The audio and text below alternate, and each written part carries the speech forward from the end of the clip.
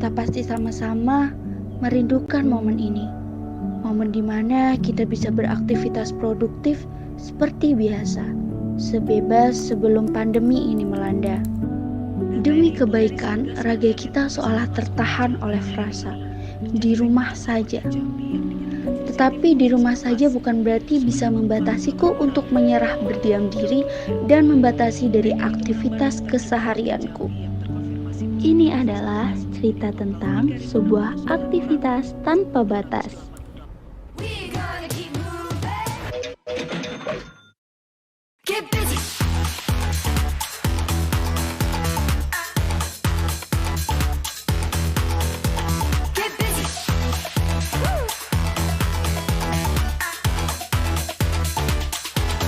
IndiHome, aktivitas tanpa batas.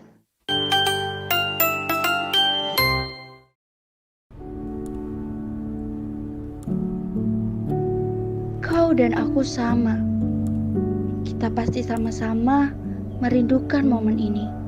Momen di mana kita bisa beraktivitas produktif seperti biasa, sebebas sebelum pandemi ini melanda. Demi kebaikan, raga kita seolah tertahan oleh frasa, di rumah saja.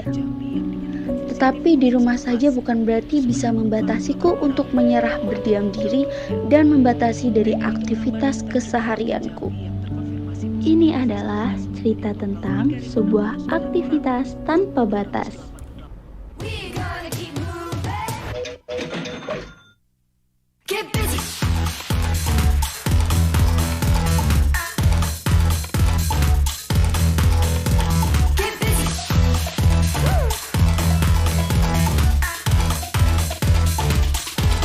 IndiHome, aktivitas tanpa batas.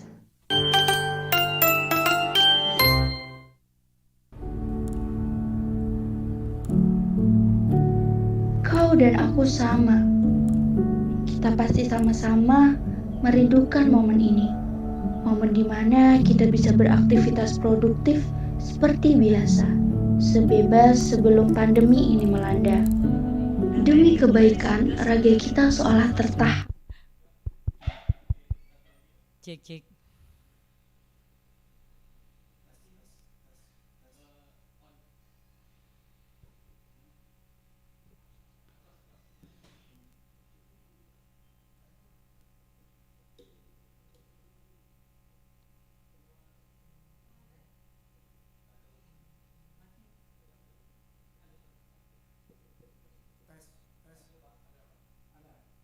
Cek satu cek. Tes.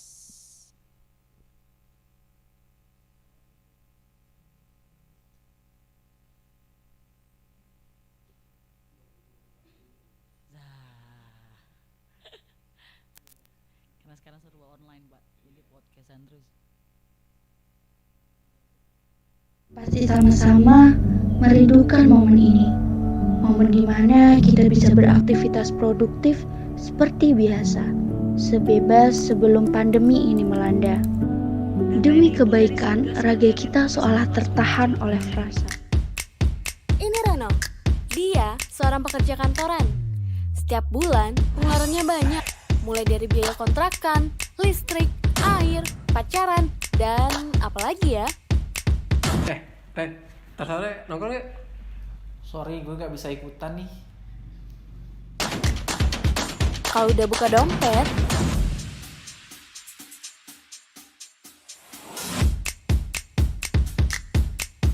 Ngapain lagi ya?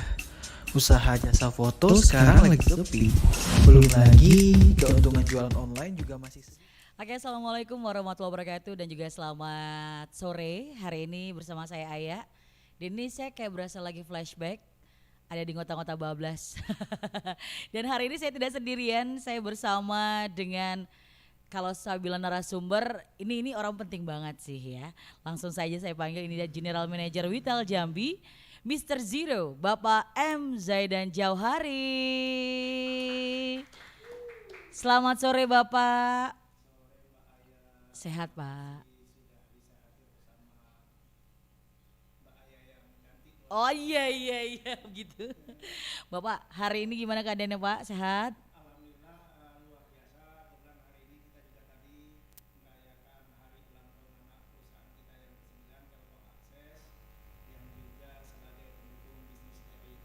Oke, tepuk tangan dulu dong buat Telkom dan juga pastinya untuk Anda semua.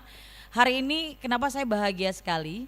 Karena ngobrolnya itu pentingnya bersama orang penting juga dan banyak cerita pastinya dari teman-teman juga mengenai Bapak. Asik ya. Kenapa saya bilang banyak cerita?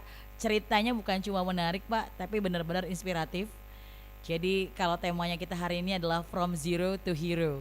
Dan saya dapat kabar juga ini Bapak setiap akunnya itu mengatakan Mr. Zero. Nah itu sebenarnya nanti jadi pertanyaan saya juga sih. Dan juga teman-teman untuk Anda yang mau bertanya nantinya bisa langsung ikuti aja. Ini kita bakal live terus ya. 1 jam bersama Bapak Zaidan. Dan yang pastinya hari ini untuk Anda yang mau bertanya 3 pertanyaan terbaik kita akan berikan hadiah merchandise yang keren sekali. Dan pastikan untuk Anda mengikuti acara ini dari awal sampai dengan selesai nanti. Baik Bapak, ini saya masih penasaran. Tadi kan baru sedikit nih ceritanya. Sebelum kita masuk cerita yang lebih banyak lagi Pak. Dari cerita Mr. Zero hari ini. Kita pengen tahu sih sebenarnya Pak ya. Pengen tahu banget nih profilnya Bapak. Setidaknya dari awal mula Bapak hadir ya kan. Dan juga mulai bekerja. Mungkin sebelum bekerja ada sesuatu lagi nih. Sekolah di mana, bahkan juga prestasinya apa, and then juga dari awal kerja sampai dengan saat ini sepertinya udah jadi pahlawan banget, hero-nya dari teman-teman semua yang ada di sini. Kita mulai aja Pak Zaidan, silahkan boleh menyapa dulu teman-teman yang ada di rumah. Bapak Ibu, teman-teman yang ada di rumah, izin hari ini kita sharing berbagi yang insya Allah kita bisa saling menasihati, memotivasi dan membuat kita semua menjadi lebih baik. Mungkin di sini apa yang Mbak Aya sampaikan tadi ada berlebihan. Aduh, saya suka yang berlebihan itu Pak ya. Kalau saya sebenarnya tidak ada yang heboh, tidak ada yang hebat, tapi biasanya yang hebat orang lain yang biasa bersama saya. Tapi ini spesial pastinya Pak, iya kan. Kalau saya sih sebenarnya kita lahir dan dibesarkan di Bangka sudah 50 tahun yang lalu bahkan, dan kita adalah anak desa. Oke. Kalau di sini kalau di Kota Jambi ada Pak Prasayang kayak kita baca bukunya yang luar biasa juga, dan mungkin saya pun kurang lebih seperti itu gitu ya. Oke. Aku mencoba mencari peruntungan di Pengasinan dan merantau, dan alhamdulillah lah kalau di sekolah kita biasanya kan biasanya kalau nakal itu Enggak lengkap. kami biasanya masuk geng sana, tapi ya kita usahakan kalau belajar jangan sampai ketinggalan. Berarti nakal tapi berprestasi. Oh siap. Dan juga untuk ceritanya hari ini selain masa kecil nih Pak ya. Ini kayak masa kecilnya enak banget nih ya. Untuk Bapak sendiri mengawali pekerjaan atau mungkin mengawali di sini nih bergabung bersama Wital Jambi ini seperti apa Pak? Mungkin bukan Wital Jambi ya. Dari awal mulanya karir sih harusnya diceritakan dulu.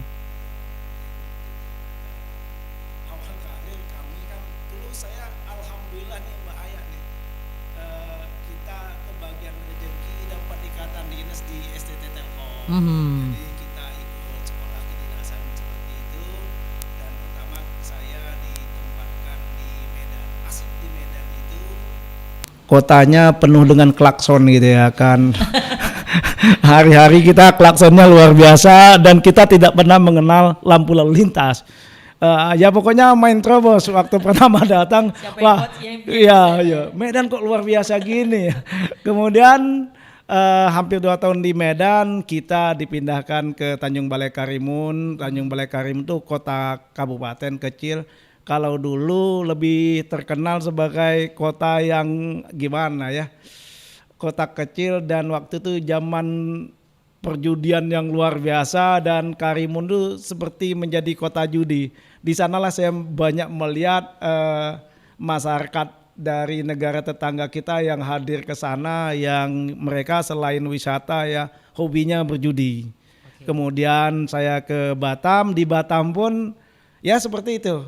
saya bertahan lama di Batam karena Batam itu kota yang asik gitu ya buat kawan-kawan Bapak Ibu kalau ada kesempatan ayo main ke Batam. Batam itu kota yang luar biasa, kecil, nyaman dan lengkap lah. Dan kemudian saya dipindahkan ke Bangka Belitung dan selanjutnya saya masuk ke Kota Jambi. Kota Jambi ini luar biasa Mbak Ayah. Saya melihat Kota Jambi ini seperti gadis desa yang cantik yang belum di makeover. Oke. Jadi demikian juga kondisi di kantor. Saya ngelihat itu ada sebuah peluang dan tantangan bagaimana membuat kawan-kawan di Jambi ini berprestasi. Alhamdulillah luar biasa kawan-kawan di Jambi dan khusus orang Jambi sendiri seperti Bang Yoga, Bang Pitra, Bang Rido. Wow, luar biasa tuh. Itu lulusan Unja semua tuh. Iya. Dan ini Pak kalau udah nyampe Jambi ya, berarti melihat Jambi itu memang benar-benar ini banyak nih yang harus kita rubah nih, atau banyak yang harus kita buat ya kan? Karena memang kalau dibilang Jambi memang masih kota kecil Pak, tapi memang isi di dalamnya bukan cuma orang-orang yang kecil, tapi memang berpikiran mereka mau tetap bisa jadi orang hebat. Buktinya tadi Bapak bilang ada Bapak Wali Kota Jambi, ada juga Bapak-bapak yang lainnya yang pastinya juga seperti Bapak nih. Dan kali ini pertanyaan saya adalah yang menggelitik itu tentang Mr. Zero. Tadi saya bilang nih Pak, Instagramnya pakai Mr. Zero nih katanya. Bahkan Telegramnya juga pakai Mr. Zero. Saya sampai segitunya nyarinya ya. Karena memang harus tahu nih saya kenapa harus Mr. Zero. Seperti itu Pak. Jadi Mr. Zero ini berawal dari sebuah kontemplasi dan pencarian saya ya.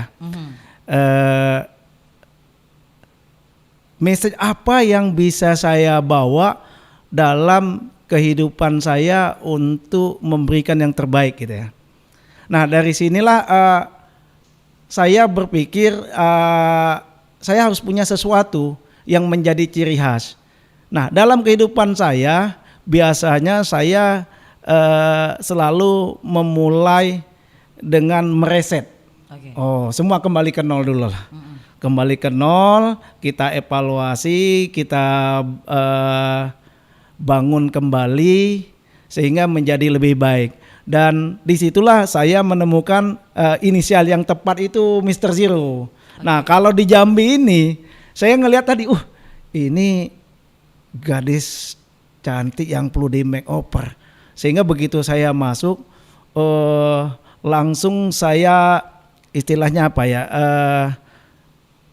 saya bangun sesuatu bagaimana mengembalikan orang ini ke titik nolnya dulu. Kalau di kampus kan biasanya di ospek dulu ya. Kalau masuk tentara di pelonco dulu gitu ya. Nah teman-teman di Jambi nih khususnya yang karyawan terutama yang Gen Y, saya kembalikan ke titik nol dulu. Supaya bisa saya bangun ulang, rekonstruksi ulang sehingga mereka bisa menjadi orang hebat. Nah disitulah kita melihat kayak Mbak Ejra, Bang Yoga, Bang Rido itu setelah direset luar biasa tuh. Saya bangga kalau melihat mereka maju. Saya nggak mikirin saya maju itu nggak, tapi kalau melihat mereka berkembang dan alhamdulillah lah kawan-kawan di sini luar biasa, semua berkembang dan saya punya ini ya, punya kesan tersendiri. Ini kan ada nih di kita itu namanya Mbak Sausan, dia lulusan Unja, bahkan dia tuh sampai ngamuk sama saya. Karena begitu saya reset dia, saya tanya, kamu orang lokal bisa apa? Marah dia. Wah senang, pancingan saya berhasil kan. Loh kalau kamu marah buktikan. Alhamdulillah dibuktikannya dengan performa luar biasa. Nah disitulah biasa saya menggunakan istilah Mr. Zero itu. Jadi saya ingin mereset kembali kawan-kawan supaya bisa berkembang lebih maju lagi. Jadi kayak mereka tuh harus tahu nih potensi apa sih yang ada dalam diri ya Pak. Betul. Karena kan sekarang mereka tuh tertutupi kerja aja. Iya. Tapi tidak tahu nih sebenarnya mereka punya sesuatu dalam diri yang memang harus mereka kembangkan. Iya. Keren. Ini saya best banget sih. Dan ini Pak bicara lagi tentang yang namanya arti seorang pemimpin. Iya. Tapi yang jelas hari ini Pak pencapaian Bapak apakah ini sudah sangat tinggi atau mungkin masih ada lebih tinggi lagi yang harus Bapak capai sebelum kita masuk nih? Arti sebenarnya seorang pemimpin itu seperti apa dan pernah nggak mimpi jadi seperti ini sekarang? Nah, boleh diceritain Pak. Sebenarnya saya nggak pernah sama sekali bermimpi menjadi pemimpin dalam arti misalnya kayak anak-anak sekarang pingin jadi presiden, Oke. pingin menjadi nggak pernah itu sebenarnya. Iya, iya. Cuma saya punya punya keinginan bagaimana setiap saya berbuat itu saya berbuat yang terbaik. Oke. Jadi kadang-kadang disinilah yang teman-teman lihat mungkin sesuatu yang bagus dan harus diikuti. Jadi saya selalu menuntut bagaimana kita memberikan yang terbaik. Saya nggak banyak yang saya cari. Yang saya cari itu sebenarnya pahala. Jadi kalau saya lebih enak berburu pahala ya, berburu voucher pahala. Sehingga saya tidak pernah kendor jika ada yang mengecewakan karena fokus saya bukan mencari menjadi pemimpin atau mendapatkan penghargaan, tapi saya lebih berfokus ke diri saya bagaimana saya bisa mendapatkan pahala sebanyak-banyaknya. Jadi kalau teman-teman ini mungkin saya kadang dibilang rewel juga sih sama tim ini ya. Cuma kalau belum bagus ya masih nuntut. Dan biasanya mereka awal-awal agak sulit menerima, tapi setelah melihat hasilnya mereka akan semakin semangat lagi dan luar biasa. Dan di Witel Jambi ini, di Telkom Jambi, di Telkom Group Witel Jambi sudah luar biasa. Kami bersama tim sudah mengubah segalanya. Kalau istilah kami kemarin from zero to hero lah gitu. Jadi sebenarnya Pak, kalau bicara tentang from zero to hero, memang ini best banget sih Pak dari Bapak sendiri. Jadilah orang yang bermanfaat pastinya ya Pak ya. Iya. Yang namanya hidup, kita punya sesuatu yang besar tapi tidak bisa jadi bermanfaat juga nggak bisa ya Pak ya. Oke. Dan kenapa saya benar-benar tertarik, karena memang untuk bisa hadir di studionya ini sekarang, ini awalnya teman-teman yang ada di sini itu luar biasa loh Pak. Kita ada di ruang depan kalau nggak salah, Iya. itu membuat satu konten juga atau live, tapi cuma menggunakan handphone. Dan sampai dengan saat ini sudah jadi seperti ini, saya kayak ngerasa wow ini bangga banget. Dan nyampe juga banyak sekali yang sudah diberikan, ada coffee shop juga Pak, sudah ada tempat nongkrong juga, ada nge-gym juga. Ini sampai datang ke Witel nih, oh luar biasa ya sekarang, udah banyak perubahan. Tapi kalau misalnya untuk perubahan ini, teman-teman pun jadi semakin semangat Pak ya. Iya, insya Allah. Ada lagi Pak, ini untuk Bapak sendiri Pak. First impressionnya di Jambi pastinya tertarik untuk bisa memajukan Witel Jambi. Iya. Sudah sampai sekarang Pak. Atau mungkin masih ada lain nih Pak, unek-uneknya nih. Ada yang belum tercapai kira-kira keinginan buat Witel Jambi ini apa sih? Ada. Boleh Pak, nanti teman-teman bisa mengutarakan nantinya. Gini, ada satu PR saya yang sebenarnya lagi saya bangun adalah bagaimana membuat seluruh pelanggan IndiHome di Jambi ini bahagia. Oke. Itu luar biasa dan kami sudah nyusun programnya. Dan kita sudah mulai jalan, hanya saja mungkin untuk memetik hasilnya kami harus melewati prosesnya. Dan mudah-mudahan nanti ini akan menjadi obsesi seluruh kawan-kawan, seluruh stakeholder Telkom Witel Jambi bisa menuntaskannya. Jadi setiap orang menggunakan IndiHome itu dia bahagia, dia merasakan IndiHome mampu memberikan layanan terbaik buat mereka dan mereka tidak mau lari dan tidak mau jauh dari IndiHome ya. Oke. Itu obsesi saya itu. Tapi kebetulan saya Aduh Pak, itu. jangan ngomong itu Pak. Nanti saya yang sedih loh Pak.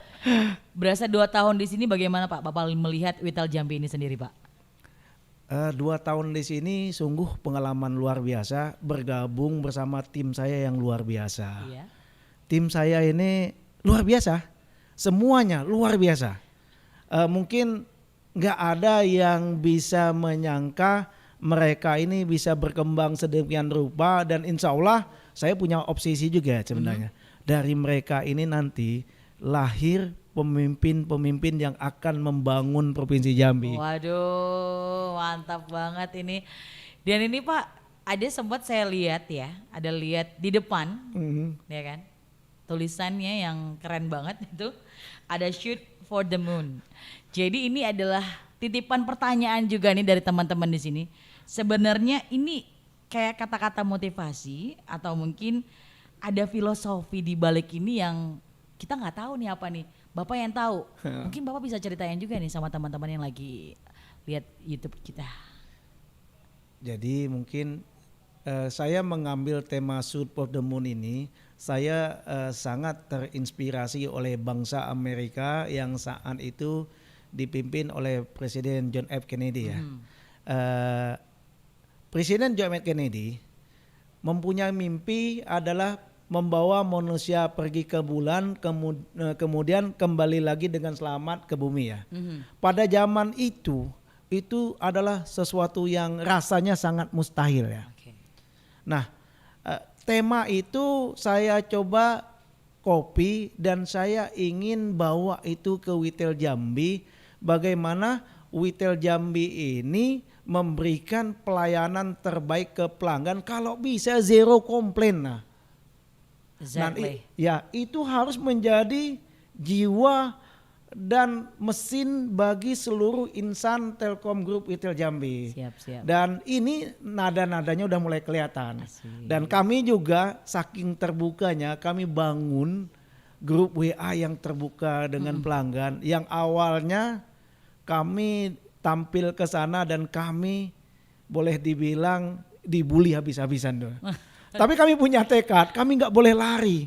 Disitulah tantangan kami. Kami hadir untuk melayani pelanggan dan tema Shoot for the Moon itu yang saya pilih supaya kami seberat apapun tantangannya harus kami hadapi dan kami insya Allah bisa maju bersama seluruh masyarakat Jambi. Siap. Dan itu terbukti ya Pak ya. Terbukti alhamdulillah. Jadi memang apalagi kita sudah melewati pandemi, ini sudah masuk juga, udah kedua tahun juga dan merasa kayaknya memang yang namanya Indomie itu dibutuhkan sekali Pak ketika kami di rumah. Sangat dibutuhkan sekali. Tapi kalau bicara tentang yang di rumah yang sekarang lagi melihat YouTube-nya kita, kalian bisa berikan pertanyaan, 3 pertanyaan yang nantinya kita akan berikan merchandise-nya spesial untuk Anda semua. Boleh kita cek dulu pertanyaannya dari penonton ya. Siapa aja yang bertanya? Oke, ini dari Angga.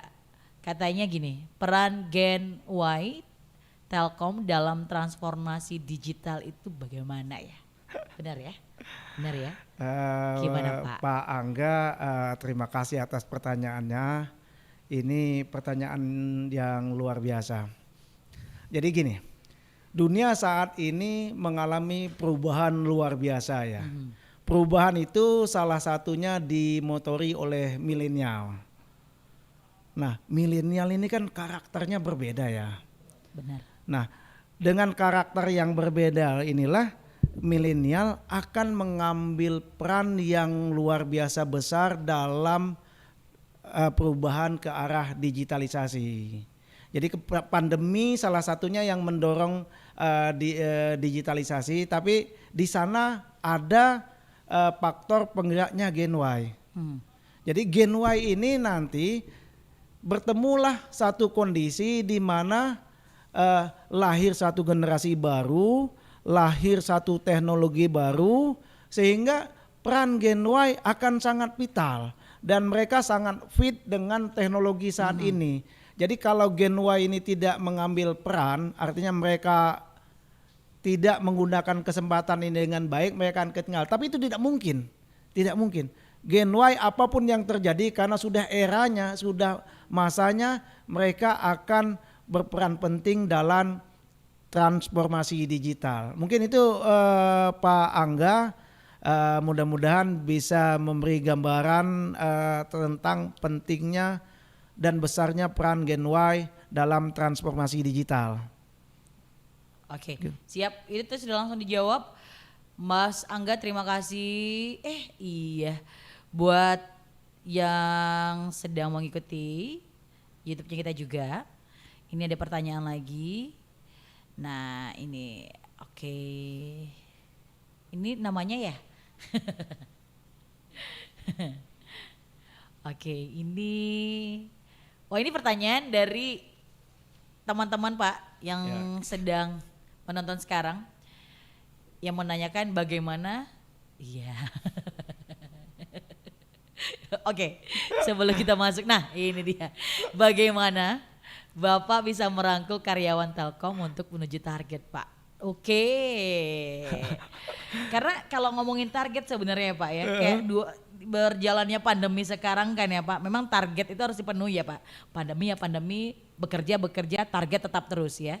Sampai dengan saat ini bagaimana sih cara Bapak sendiri mengajak teman-teman juga untuk bisa memenuhi targetnya sesuai? Nah ini pertanyaan yang sangat sering dilontarkan ke saya ya. Iya. Ya, kalau biasanya salah satu karakter kuat saya itu mampu merangkul ya. Pertama gini. Untuk mencapai target itu kan tugas bersama ya. Jadi karena ini tugas bersama. Pertama itu supaya bisa merangkul kita harus punya values bersama. Oke. Nah, values bersama ini harus kita miliki dulu. Jadi ibaratnya prosesornya kita bangun dulu, valuesnya kita bangun dulu, kita bikin values yang menjadi referensi kita bersama, yang menjadi nilai utama bersama itu. Kemudian harus menciptakan goal, goalnya harus sama. Oke. Yang sering terjadi itu biasanya di mana-mana yang ada goalnya berbeda. Karena goalnya berbeda jadi tidak bergerak ke arah yang sama. Jadi yang ketiga kita harus punya mampu memetakan masing-masing peran sehingga semua orang mampu berkontribusi positif. Jadi kadang-kadang kan tetap ada ya dalam organisasi itu toxic people itu tetap ada, tapi itu kita rangkul dengan menyamakan values, menyamakan goal dan kita rangkul. Yang terakhir nih biasanya supaya bisa merangkul mencapai target itu kita biasanya bikin game, kita bikin selebrasi, kita coba mengajak semua selalu terlibat dan kita harus mampu meyakinkan semua komponen itu merasa punya hak, merasa punya kewajiban untuk berkontribusi. Nah, disinilah kita bersama tim sebagai satu kesatuan untuk mencapai target. Target itu nggak usah dipikirin. Biasanya kan orang banyak mikir target lalu stres ya. Nah di sini target nggak ada dipikirin. Yang penting jalanin aja. Kalau istilah saya kemarin tuh jangan pernah menunda. 3, 2, 1 eksekusi. 3, 2, 1 eksekusi. Ayo evaluasi. Nah disinilah yang menjadi kekuatan kami di Telkom Retail Jambi ini dalam menjalankan bisnis-bisnis yang kami lakukan. Dan saya di sini karena gini, dan sini saya punya kemampuan lah saya bilang seperti itu ya. Saya tidak pernah membedakan orang ya di sini. Dari level terkecil yang paling tinggi harus mampu bersatu bersama-sama. Nggak kita bedakan. Jadi saya ajarkan di sini tidak boleh ada satupun orang yang merasa lebih penting. Semua penting, semua harus kontribusi. Insya Allah kalau seperti itu kita bisa merangkul semuanya. Mungkin itu Pak Nikoren, mudah-mudahan bisa menjadi inspirasi juga. Dan selama ini kan di gedung ini untuk merangkul kita coba buat semuanya jadi enak. Kita sudah bikin pojok musik, bikin kafe, bikin fitness center, bikin tempat nongkrong, dan insya Allah sebelah sana kami sedang bikin monumen akhlak di depan sana, tapi belum selesai. Itu nanti akan luar biasa dan mudah-mudahan itu menjadi tempat yang instagramable yang ada di Jambi lah nanti. Gini tuh Pak Nikoren. Terima kasih. Nanti kita balik lagi untuk pertanyaannya. Dan ini Pak, pastinya untuk hari ini juga pengen tahu dong Pak, ini kisahnya Bapak dari kecil sampai dengan saat ini sudah sukses. Kalau saya bilang, yang pasti Bapak punya mimpi besar lagi lainnya, yang insya Allah nanti akan terwujud. Punya pengalaman yang suka dan dukanya gak sih Pak? Saya pengen tahu nih, paling berkesan di dalam hati yang akhirnya oke, aku gak mau kayak gini lagi nih. aku maunya nanti kayak gini nih. Setelah aku berbuat yang kayak gini, ini pasti bakal lebih baik nih. Nah gitu Pak. Ini bisa jadi motivasi juga sih buat teman-teman yang sekarang mungkin lagi drop banget karena pandemi Pak. Kerjaan mungkin udah pada nggak kerja lagi, usaha pada mandek dan lain sebagainya. Bapak hari ini hadir di sini untuk bisa memotivasi teman-teman juga, bahkan saya dan teman-teman di sini. Silahkan. Iya, siap. Ini pertanyaan. Yang Jadi keberapa nih kalau, Pak? kalau kita cerita jadinya agak-agak cengeng gitu. Jadi gini, saya pernah punya pengalaman luar biasa dan saya yakin nggak ada yang mengalaminya. Jadi saya pernah lagi bikin skripsi ini. Oke. Skripsinya susah banget, saya sudah mentok. Sebenarnya skripsi itu kata dosen pembimbing saya harusnya S3, tapi saya S1, mentok saya. Nah karena mentok, saya coba mencari ahlinya. Dapatlah ahlinya. Ahlinya sekarang jadi direktur Telkom tuh. Oke. Itu ahlinya. Oke. Itu dia satu-satunya ahli seluler. Jadi saya kejar dia, kemana-mana saya kejar. Dapatlah cerita. Saya dijanjiin waktu, boleh kamu kalau mau ketemu saya jam 4 pagi. Kebayang kan? Jam 4 pagi saya hanya ada waktu. Jadi rumahnya jauh tuh, saya masih di ST Telkom tuh, rumahnya di Cimahi, tinggi ke atas bukit. Jadi sehari sebelum ke tempat dia, saya survei tuh, Masya Allah jauhnya. Besok aku harus jam 4. Jadi saya dari kos jam 4 pagi berangkat. Dan lebih serunya lagi, kami dulu punya bapak kosnya baik. Kami tuh pinjem motor dinasnya bapak kos. Oke. Sudah datang nyusul jam 4, nunggu dia ketok pintu jam 4, dia udah sholat, ya kan? Ketok pintu, dia berdiri di pintu, saya masih, tangganya kan naik gini ya. Saya di depan pintunya, nggak masuk saya. Dia cuma bilang, maaf dek, saya nggak bisa. Nanti kita ketemu di ITB jam 12, suruh gitu. Masya Allah, apa yang hendak Tuhan tunjukkan ke saya gitu. Jam 4 pagi pulang gitu Bu, pulang nyampe kos lagi jam setengah 6. Biasa kita beres-beres. Jam 10 janji di ITB. Tentu kan kalau kita masuk janji jam 10, jam 9 udah datang kan? Benar. Dia datang. Nunggu jam 9, 3 jam, jam 12. Jam 12 nunggu dia. Jam 12 lewat 10 lah dia turun. Kita tanya, setelah nunggu 3 jam, datang lagi. Tengoknya, oh kamu baca buku ini katanya, cuma ditulis ini bukunya. Dah, saya ditinggal pergi. Ya Allah, Tuhan mau ngajarkan saya apa lagi nih. Oke lah, pulang, taunya pakai motor, ditilang polisi.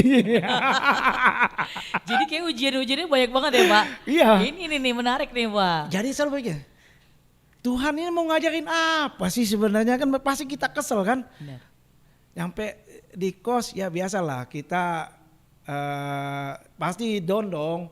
Sudah dari jam 3 pagi kejar, suruh pulang, tunggu 3 jam, cuma disuruh baca buku gitu ya.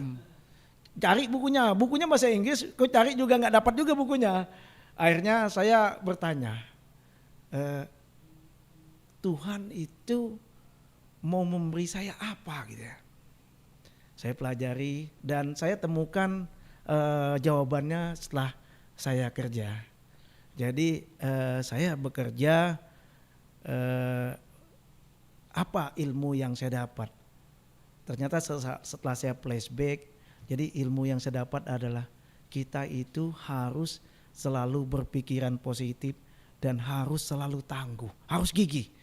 Jadi itu saya rasakan setelah dari sana kan saya mulai bertanya, Tuhan mau ngajarin apa? Saya cari itu. Ya dengan berlalunya waktu dan itu menjadi modal buat saya dalam bekerja. Sehingga saya dalam bekerja kalau dikasih tantangan oleh atasan ya menjadi biasa. Karena dulu saya untuk ngerjain TA aja dikerjainnya seperti itu gitu. Jadi mungkin buat orang gimana ya? Kalau lihat orang sih enteng kali bikin skripsinya. Saya kok sampai dikerjain kayak gitu. Tapi saya tetap positif karena saya yakin di balik semua itu ada ilmu yang diajarkan ke saya supaya saya gigih, tangguh dan pantang menyerah. Jadi kalau di sini di Witel Jambi orang ngelihat saya demanding kan belum ada yang kayak gitu. Belum ada. Saya ceritain sama adik saya nangis dan itu dibumbuin, biasa kita kos duitnya kurang kan. Iya bener. Ya ditilang polisi mau kasih tip polisi kan nggak bisa, duitnya nggak ada gitu kan. Akhirnya Nggak motornya boleh juga ditahan gitu. Dibantu oleh bapak kos, malu saya sama bapak kos saya. Mungkin itu pengalaman yang paling menarik buat saya yang akhirnya membuat saya tangguh. Pantang menyerah. Jadi buat saya nggak ada istilah menyerah itu, gagal coba. Sampai saya berpikir yang harus bosan itu gagal itu bukan saya. Oke, Nah siap. itu. Kalau di sini mungkin teman-teman bisa lihat lah ya. Saya nggak pernah menyerah lah. Saya tuntut terus. Yang biasanya alhamdulillah. Dan itu saya praktekkan ya. Dipraktekkan sebelum saya datang gitu. Nampak begitu banyak masalah di Jambi. Saya cuma bilang gini, pokoknya bisa, saya nggak mau tahu. Kalau nggak bisa, saya turun tangan. Ya mereka daripada saya turun tangan mending ngerjain. Akhirnya bisa juga. Nah itu pengalaman yang luar biasa buat saya, yang bagi saya itu sangat sangat menginspirasi itu. Luar biasa Pak, karena memang yang namanya hidup tuh punya cerita sendiri ya Pak ya. Kalau tidak ditantang dengan sesuatu yang sulit di awal, di tengah, nanti baru bisa di akhir. Iya. Mending di awal Mending dulu di ya Pak ya. awal, iya. Jadi kita bisa perbaiki, nanti akhirnya baru senang. Iya. Luar biasa sih ini. Baik, ini ceritanya Bapak. Ini sesuai dengan from zero to hero tuh yang kayak gini nih. Pengen dapat cerita pengalamannya ini yang jadi motivasi juga buat diri kita, buat teman-teman juga yang lagi ikutan live di YouTube-nya kita juga.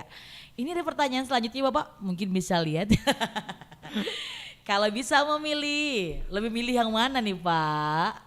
Dari dev marketingnya atau juga dari infrastrukturnya, pilih yang mana? Mungkin saya kalau yang ini nggak usah milih deh. Dua-duanya berarti?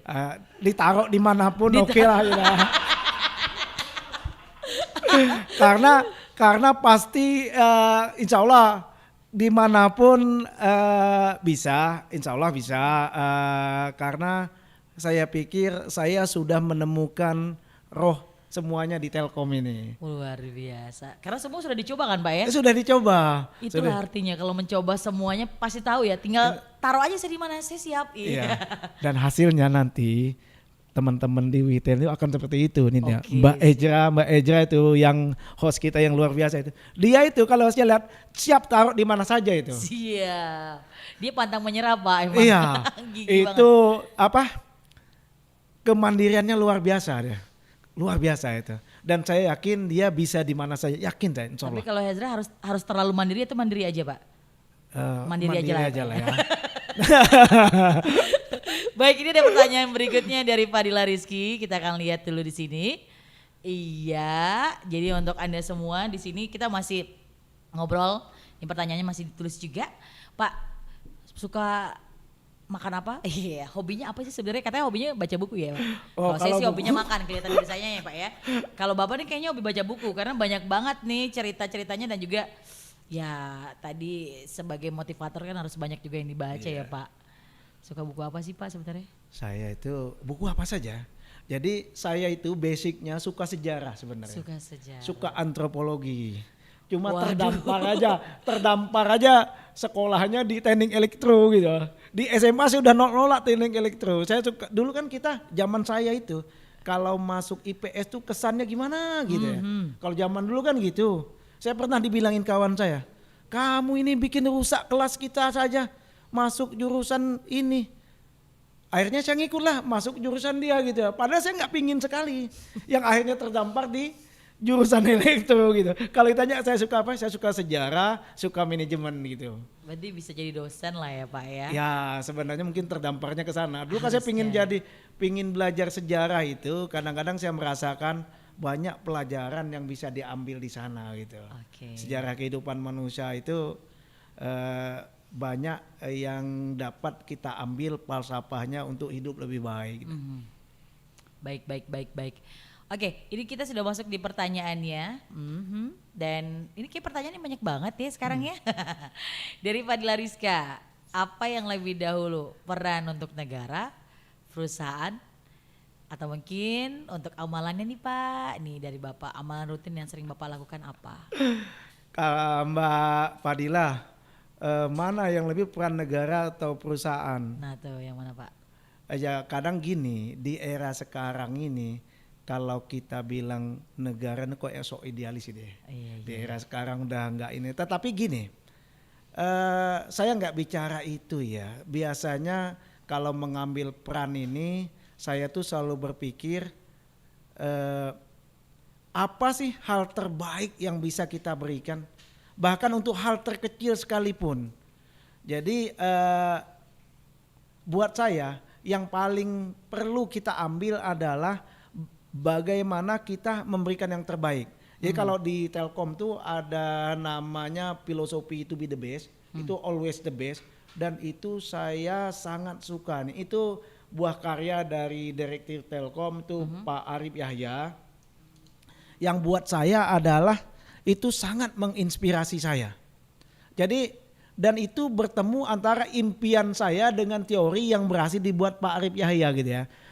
Dan akhirnya dengan dasar itulah buat saya pingin selalu memberikan yang terbaik. Itu. Kalau tadi mungkin amalan ya, amalan tuh kan mungkin nggak ada lah. Kalau saya sih sebenarnya amalan tuh kan saya pakai prinsip gini, ikro itulah. Kalau kita bicara sosok apa yang menjadi idola saya, satunya mungkin saya sebagai orang Muslim mengidolakan Nabi kita ya, Muhammad SAW. Muhammad itu dididik dengan ikro gitu ya. Nah menurut saya amalannya banyak-banyak baca gitu. Baca buku, baca Al-Quran, zikir. Nah itu bagian dari membaca. Mungkin kalau amalan seperti itu, jangan pernah lelah membaca dan belajar. Buku adalah sahabat terbaik. Lo gak pernah dimarahin buku kan Mbak Ayah? Bener, gak pernah. Kesel baca buku gitu kan. Dia selalu setia menemani. Dan asiknya lagi jangan lupa kalau kemana-mana usahakan selalu bawa buku. Walaupun bacanya cuma 2-3 halaman.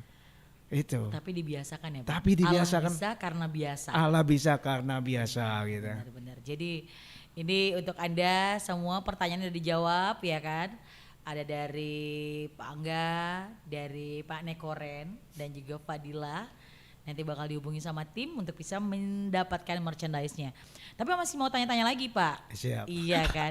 Karena banyak banget nih yang harus ditanyain ya kan. Karena dari cerita tadi pasti teman-teman yang sedang menonton saat ini merasa termotivasi, apalagi anak muda zaman sekarang ya Pak. Ini yang lagi nonton. Karena sekarang generasinya generasi muda yang mereka harus punya prestasi. Saya aja sampai terkaget-kaget. Mungkin usia baru 32 tahun tapi ngelihat yang di bawah 20-an tahun. Mereka sudah punya banyak mimpi dan mereka tuh kayak udah oke nih saya tahu nih harus jadi apa. Ini saya harus jadi ini nih. Nah kalau kita dulu kan kita dulu zamannya saya dan juga mungkin Bapak terdahulu harus banyak yang dilakukan ya Pak ya. Ada pesan-pesan nih nggak Pak buat anak muda yang lagi nonton sekarang atau buat kami yang ada di sini? Harus apakah kami kalau mungkin sekarang sesukses Bapak atau mungkin lebih sukses nantinya dari Bapak? Ya, itu saya berdoa mudah-mudahan Mbak dan tim-tim lain jauh lebih sukses. Dan saya kalau lihat orang sukses itu saya senang, bangga saya. Alhamdulillah. Kalau gini, kalau kita dan saya sudah banyak membaca buku, pesan saya buat mimpi setinggi-tingginya. Buat mimpi sebesar-besarnya. Karena semua berawal dari mimpi. Mimpi itu bagian dari imajinasi kita. Kalau kita mampu berimajinasi berarti mampu membuatnya. Jadi jangan takut untuk bermimpi besar. Jadi ini ya, coba teman-teman berkontemplasi ya.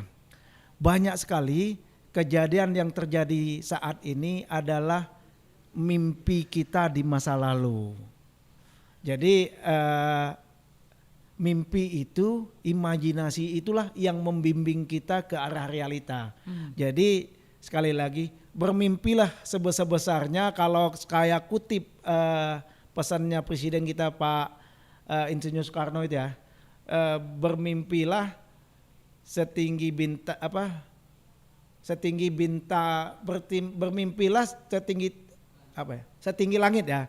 Kalaupun jatuh akan jatuh bersama bintang-bintang. Jadi kalaupun nggak tercapai ya samping-sampingnya kan. Boleh. Kayak gitu. Tapi tetap di atas ya Pak. Tetap di atas. Satu lagi Pak, Iya. bukan cuma untuk penonton yang sedang menonton sekarang, tapi untuk teman-teman Witel Jambi, bahkan untuk Witel Jambi sendiri. Apa pesannya dan harapan besarnya Bapak? Oh ya, teman-teman Retail Jambi ini kan sebenarnya sekarang sudah luar biasa di semua lini dan segmen. Itu luar biasa. Nah buat teman-teman, ayo teruslah berkarya besar, teruslah berkarya hebat, dan kemajuan Retail Jambi, kemajuan Provinsi Jambi ada di tangan kalian semua. Dan terakhir quote saya, mungkin ini quote yang paling terkenal di sini nih. Siap. Tidak ada yang tidak mungkin kecuali ngutak-ngatik Tuhan ya. Waduh. Jadi insya Allah semuanya pasti mungkin gitu. Saya deg-degan ya Pak ya. Tidak ada yang tidak mungkin ya Pak. Pasti mungkin ya Pasti Pak. mungkin. Kalau misalnya sudah atas izin Tuhan, izin Allah Subhanahu Wa Taala. Luar biasa, tepuk tangan dulu dong buat kita semua yang hadir di sini. Bapak, saya baru bertemu Bapak dan saya ngerasain Bapak luar biasa orangnya. Terima Ya, kasih. semoga Bapak sukses. Amin. Ya, bukan cuma di sini, di tempat berikutnya. Amin. Sukses karirnya. Amin. Sukses juga buat kami juga yang ada di sini. Dan yang terpenting adalah buat teman-teman semuanya jangan lupa untuk tetap subscribe YouTube-nya dari Witel Jambi. Dan yang pasti juga terima kasih sekali lagi untuk Mr. Zero-nya kita. From zero to hero, tapi pencapaian dan mimpi besarnya masih akan terus ada ya Pak. Insya Allah. Sehat terus Bapak ya. Amin. Amin. Amin. Nanti saya dengar kabar baiknya dari teman-teman yang ada di sini ya Pak ya. Siap. Siap. Baik, tetap di sini aja ya kan di Witel Jambi, jangan kemana-mana. Jangan lupa subscribe dulu YouTube Witel Jambi Official. Oke, dan yang belum follow langsung follow juga Instagramnya. Oke, ayo pamit dulu Bapak. Terima pamit. kasih sekali lagi untuk kasih, waktunya. Mbak, ya. Terima kasih juga untuk motivasinya. Sekali lagi, selamat sore, sampai jumpa. Wassalamualaikum warahmatullahi wabarakatuh. Waalaikumsalam. Dia seorang pekerja kantoran. Setiap bulan pengeluarannya banyak, mulai dari biaya kontrakan, listrik, air, pacaran, dan apalagi ya. Ntar sore nongkrong yuk. Sorry, gue gak bisa ikutan nih. Kalau udah buka dompet,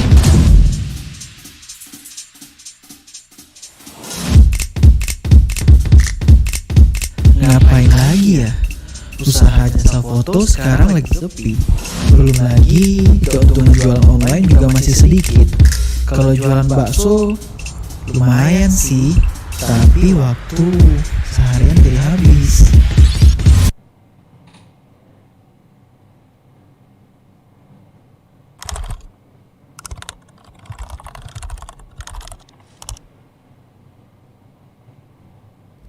Lagi gak duit bro? nah yang ini Fikri datang untuk menyelamatkan Reno. Tenang.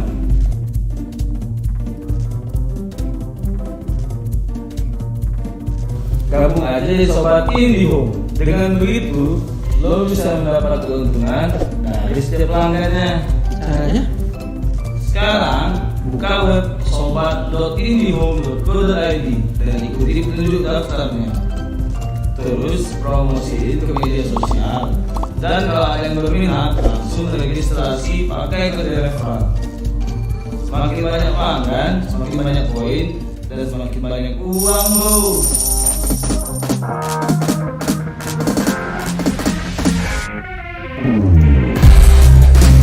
Cari cuan gampang, sobat ini aja.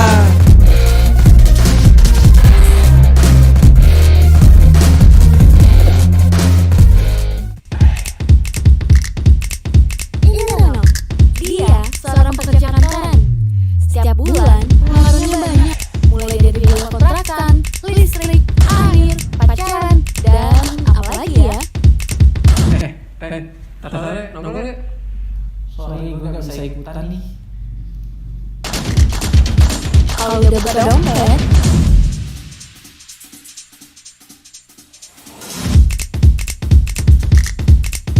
Ngapain lagi ya? Usaha jasa foto sekarang lagi sepi. Belum lagi keuntungan jual online juga masih sedikit. Kau dan aku sama. Kita pasti sama-sama merindukan momen ini. Momen dimana kita bisa beraktivitas produktif seperti biasa, sebebas sebelum pandemi ini melanda. Demi kebaikan, raga kita seolah tertahan oleh frasa di rumah saja. Tetapi di rumah saja bukan berarti bisa membatasiku untuk menyerah berdiam diri dan membatasi dari aktivitas keseharianku. Ini adalah cerita tentang sebuah aktivitas tanpa batas.